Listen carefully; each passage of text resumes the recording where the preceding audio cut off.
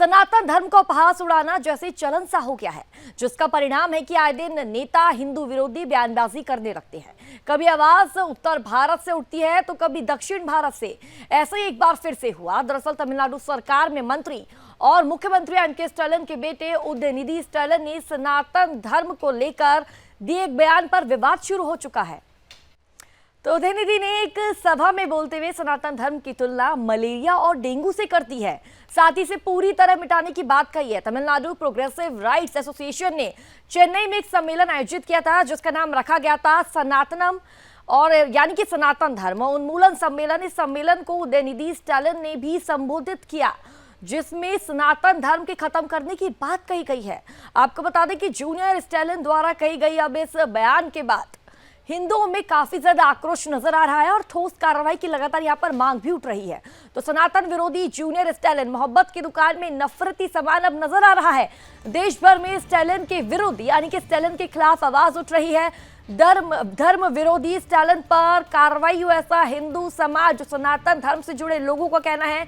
तो बड़ी जानकारी आप तक लगातार साझा कर रहे हैं कि किस तरीके से उदयनिधि ने सभा में बोलते हुए सनातन धर्म की तुलना मलेरिया और डेंगू से कर डाली है, साथ ही से पूरी तरह से मिटाने की बात भी कही है।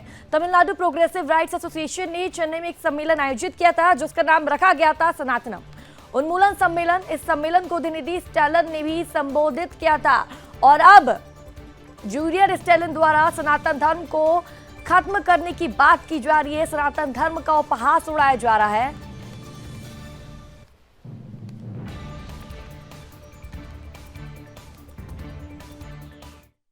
जहां से ये आवाज निकली है तो उनको मैं ये कहना चाहता हूं कि ये इन लोगों को अपने कॉलोनियल माइंडसेट से बाहर निकलना चाहिए, क्योंकि इस कॉलोनियल माइंडसेट ने भारत को उत्तर दक्षिण, भाषाई आधार पर, क्षेत्र के आधार पर, भूषा के आधार पर बांटने की बहुत कोशिश की है।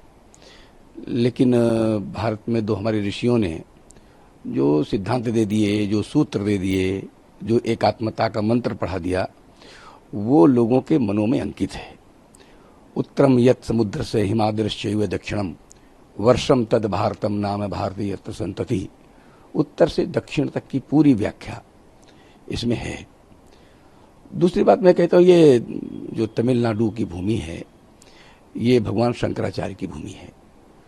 भगवान शंकराचार्य वो हैं जिन्होंने पूरे देश में उत्तर दक्षिण पूरा पश्चिम ऐसे धाम बना करके, शंकर मठ बना करके उन्होंने सनातन को बढ़ाने का बहुत बड़ा काम किया है। और उस भगवान शंकराचार्य की भूमि से ये आवाज उठे तो ये समझ लेना चाहिए कि कहीं ना कहीं इनके अंदर वो जो कॉलोनियल माइंडसेट है वो अभी दूर नहीं हुआ है। भगवान श्री राम अयोध्या में उनका जन्म होता है और सुदूर तमिलनाडु से जाकर के निश्चरहीन करो मई भुज उठाए पण कीन, ये भगवान श्री राम ने कहा है।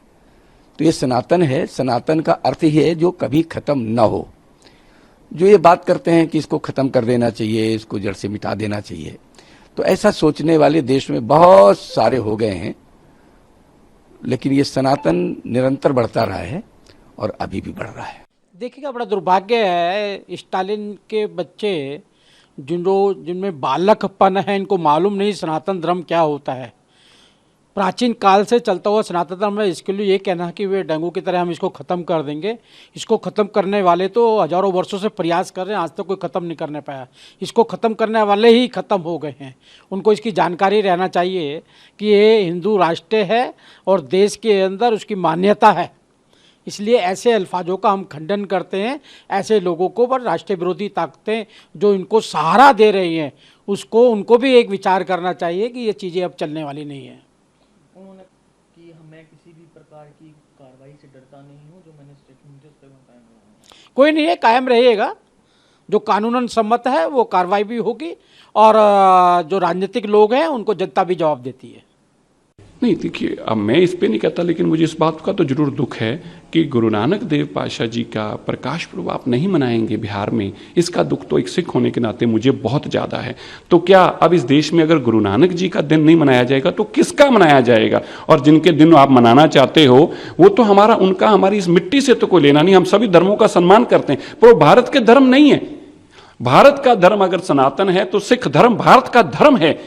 भारत के इस धरती का पवित्र धरती के गुरु साहिबानों के चरण छू स्थान है, और आपने गुरु नानक देव जी की छुट्टी मनाने से इनकार कर दिया। आप किनको खुश करना चाहते हैं? नीतीश कुमार जी को ये जरूर जवाब देना चाहिए।